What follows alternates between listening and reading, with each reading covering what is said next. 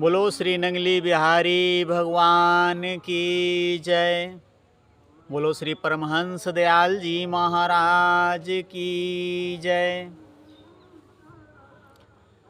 ज्ञानियों ने कहा, चाह गई चिंता गई मनवा बेपरवाह, जाको कछु चाह नहीं सो नर साहंसाह।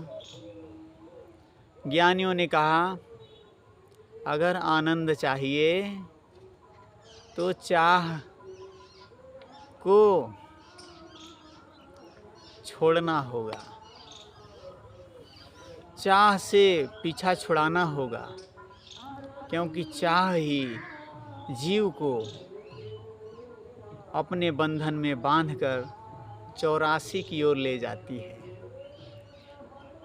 आवागमन की ओर ले जाती है और बर्बादी की ओर ले जाती है। क्योंकि चाह चमारी नीच है एका देव निकार, तू तो पूर्ण ब्रह्म था चाह ने किया बिगाड़। हमारा स्वरूप तो ब्रह्म का स्वरूप है, लेकिन इस चाह ने हमें बंदर बना दिया। इस पेड़ से उस पेड़ पर हम कूदने लगे, इस डाल से उस डाल पर चाह के बस में होकर कूदने लगे। हमारी शांति चली गई, हमारा चैन चला गया, हमारा आनंद चला गया। किसके कारण? चाह के कारण। इसलिए ज्ञानियों ने कहा, चाह सबसे बड़ा अवरोधक है आपके असली मार्ग में, आनंद के मार्ग में।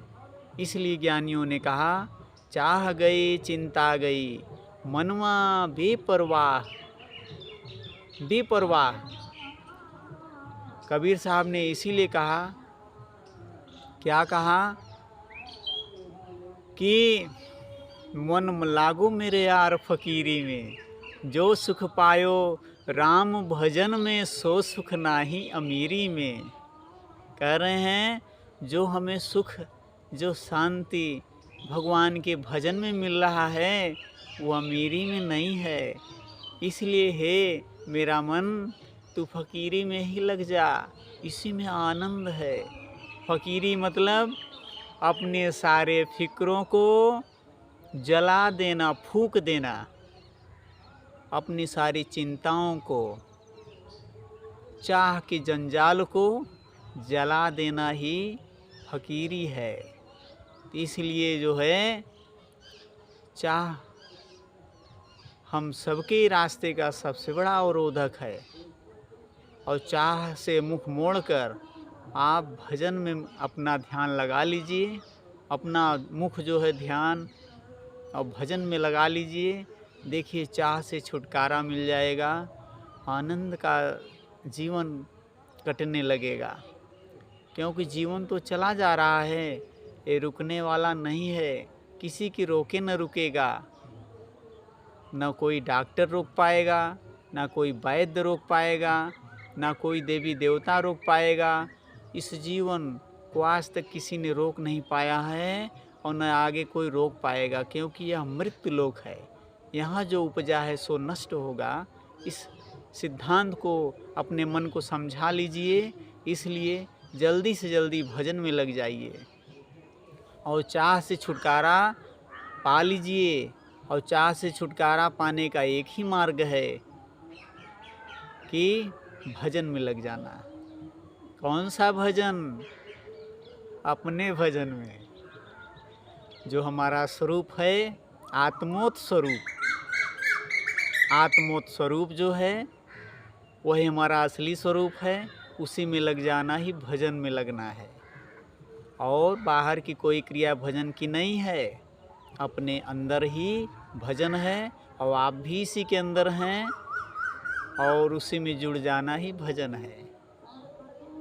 ध्यान के द्वारा अंतर्मुख हो जाना और अपने स्वरूप में लय हो जाना, अपने स्वरूप में जुड़ जाना ही भजन है। जितनी देर आप उसमें जुड़े रहते हैं वही असली भजन की स्थिति है। चाहे आप रास्ते चलते रहिए, चाहे बात करते रहिए, चाहे खाना पीना खाते रहिए, चाहे शौच क्रिया करते रहिए, अपने उस स्वरूप में अगर सूरत चढ़ाए हुए हैं, जोड़े हुए हैं, तो आप भजन में हैं, वही भजन है। इसीलिए ज्ञानियों ने कहा कि सुमिरन की सुधियों करो, ज्यों गागर पनिहार, हालय डोलय सूरत में, कहें कबीर विचार, कहें कबीर विचार। बोलो श्री सच्चिदानंद भगवान की जय।